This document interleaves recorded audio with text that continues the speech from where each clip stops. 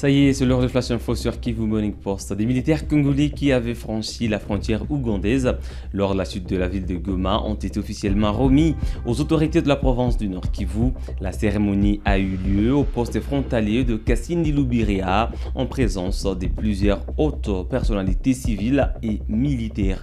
Le gouverneur militaire basé à Beni, le général-major Évariste Somo, était accompagné du commandant du secteur opérationnel Sokola 1 Grand Nord, le général Mugisa Moulika Joseph, ainsi que du général-major Stéphane de l'UPDF, chef des opérations Shuja. Nakuja hapa kama nasindikizwa na officers wawili, Major General Mugerwa ya Uganda na Brigadier Mugisa ya Kongo, wanaotumika pamoja kwa siku nyingi sasa. Tunakuja hapa witness ama kushuhudia isi immigration ya Uganda inarudisha kwa immigration ya Kongo askari wa Kongo waliojisalimisha kutoka huko sehemu wajambazi wanamiliki nchi pande kidogo ya province ya kwetu wakaingia Uganda. Na tumefurahi kuona wale askari walikuwa huko kama wanatunzwa vizuri, walikuwa kwa nchi ndugu na rafiki. Nashukuru sana kwa viongozi ya jeshi ya Uganda kwa kufanya kazi hiyo na kuwarudisha hapa Kongo leo. Lazima itakuja kama kunakuwa kesi zingine kama hizo pande ya Kongo ama ya Uganda, lazima tuendelee kwa ndugu na rafiki. Ndio maana tupasi. Et la coalition des Wazalendo, milices alliées à l'armée congolaise au Nord Kivu, dénonce les attaques de rebelles de la F-123 contre leur position. Selon les Wazalendo, ces attaques interviennent au lendemain de la signature de l'accord cadre entre Kinshasa et l'AFC M23. Détail avec Héritier Baraka.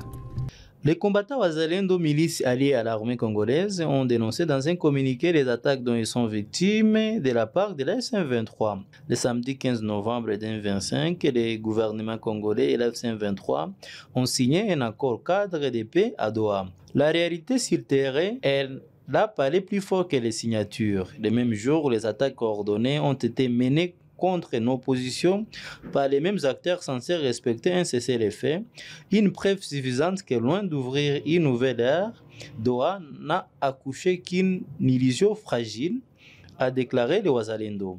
Ils affirment que le 15 novembre 2025, les positions des ASNDH FDP à Kachange, à Massissi et l'IPLC EPLC à Mikenge, Mwenga et CMC FDP à Kitunda, Rutshuru ont été attaqués. La même situation a été observée le 16 novembre à Ikobo, Walikale et du CMC FDP à Rubwe au nord Kivu Rutshuru. Le 16 novembre, l'AFC-M23 a pris contrôle du village de Maimingi, Shabunda, pendant que les FARDC observaient un cessez-le-feu unilatéral. Le 17 novembre 2025, l'AFC-M23 a de nouveau ouvert les hostilités contre nos positions ASNDH, FDP à Kivu et Ampati, déplore les Wazalendo. Pour les Wazalendo, ce fait montre que certains signataires ne cherchent qu'à gérer les FARDC dans un cessez-le-feu trompeur, tout en poursuivant une stratégie méthodique de conquête. Depuis le début du processus de paix à Doha, les tensions restent palpables entre l'armée congolaise et la F-23. Les deux parties s'accusent mutuellement des violations du cessez-le-feu. Ces combats aggravent la crise humanitaire selon la société civile avec des déplacements massifs de la population. Le gouvernement de la République démocratique du Congo a exprimé sa solidarité envers les familles touchées par le massacre commis par les terroristes EDF à Byambwe dans la chefferie des Basswaga en territoire de Lubero où 29 civils ont été tués. Le porte-parole du gouvernement Patrick Mouyaya a déclaré que l'exécutif se tient aux côtés des familles endeuillées et de toute la population de la zone. Il a rappelé l'engagement du gouvernement congolais à poursuivre les efforts sécuritaires pour protéger les civils et mettre fin aux violences dans la région. À toutes nos populations de l'Est, sachez que nous sommes pleinement mobilisés et que l'on ne vous oublie pas.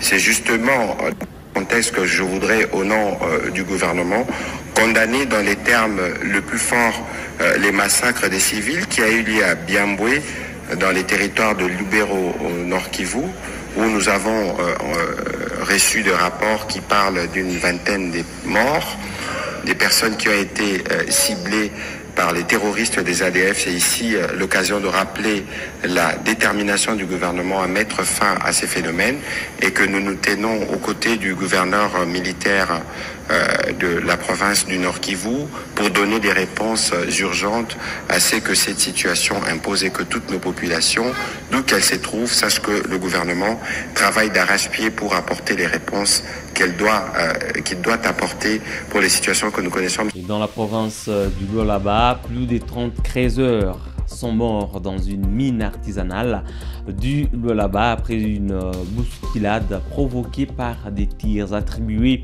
aux éléments de la garde républicaine. Selon Patrick Kalonji, président des creuseurs, des militaires ont tiré près du site et 2 creuseurs ont été blessés. La panique a poussé des dizaines de personnes à se précipiter vers un petit pont où plusieurs sont tombés dans une canalisation avant d'être piétinés. Nous sommes ici à Mwangeji avec les creuseurs rescapés de cet incident. Ils vont devoir nous expliquer qu'est-ce qu'il y a eu réellement. Je à Kukosha, ma spéculation, il est quoi? Nous avons un président à Bakreuseur, président Jambo. J'ai un ami.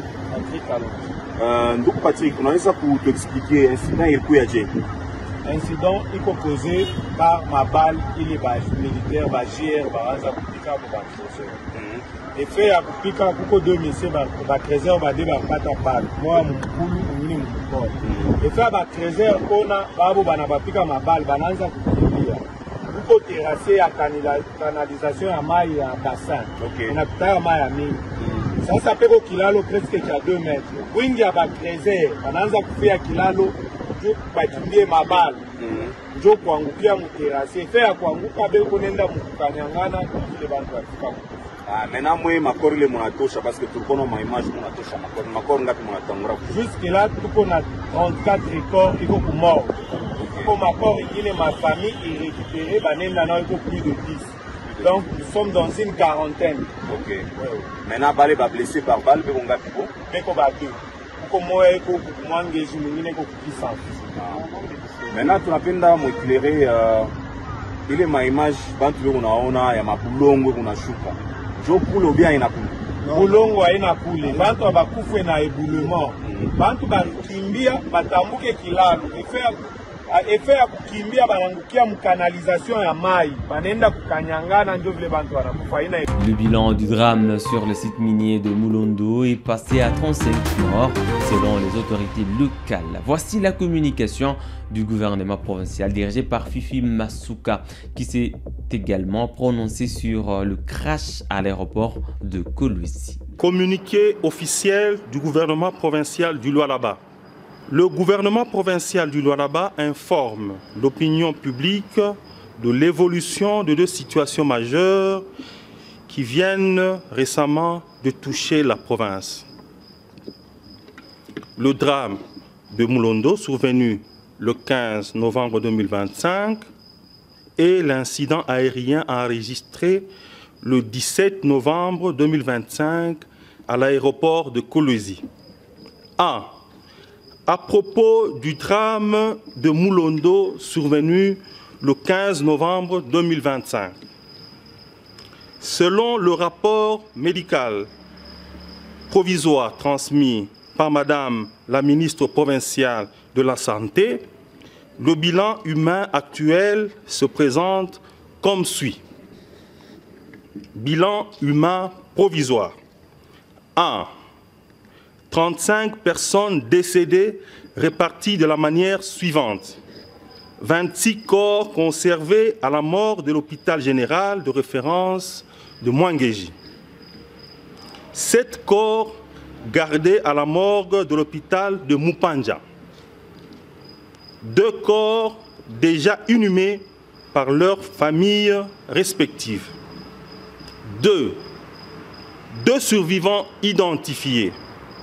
Monsieur Kabouya Nyembo, 30 ans, blessé par balle à la cuisse gauche, actuellement pris en charge à l'hôpital général de référence de Mwangeji.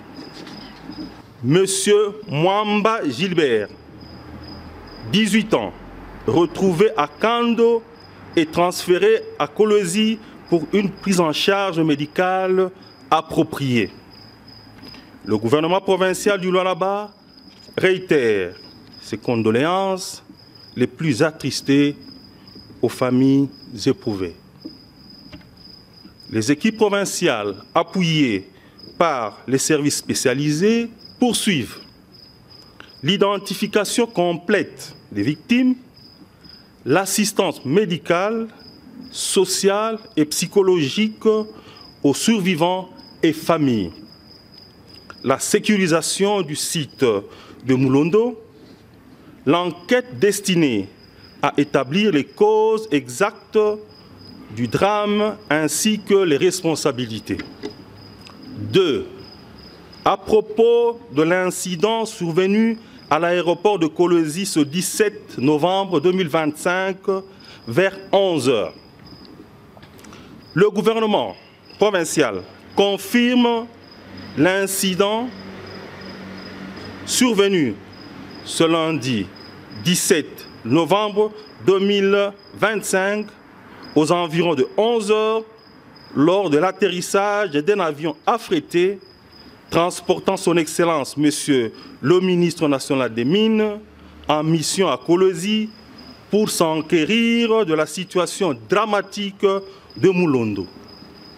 Le gouvernement provincial rassure l'opinion que son Excellence, Monsieur le ministre national des Mines, l'ensemble de sa délégation ainsi que l'équipage sont sains et saufs. Malgré cet incident, son Excellence, Monsieur le ministre national des Mines, a participé avec sa délégation à l'hôtel du gouvernement provincial, à la réunion du comité de sécurité provincial élargi, ainsi qu'à la réunion avec les responsables des coopératives minières et quelques représentants des creuseurs artisanaux du site de Moulondo où le drame était survenu. Des enquêtes ont été ouvertes pour déterminer les causes exactes de ce crash. Le gouvernement provincial appelle la population au calme et à la prudence face aux rumeurs et réaffirme que toutes les étapes du processus se dérouleront en toute transparence. Je vous remercie. Madame, Messieurs, c'est tout pour le Flash Info de ce mardi 18 novembre 2025 sur Kivu Morning Post. Merci à vous de l'avoir suivi de bien à la fin. On se fixe un nouveau rendez-vous d'actualité. À très bientôt.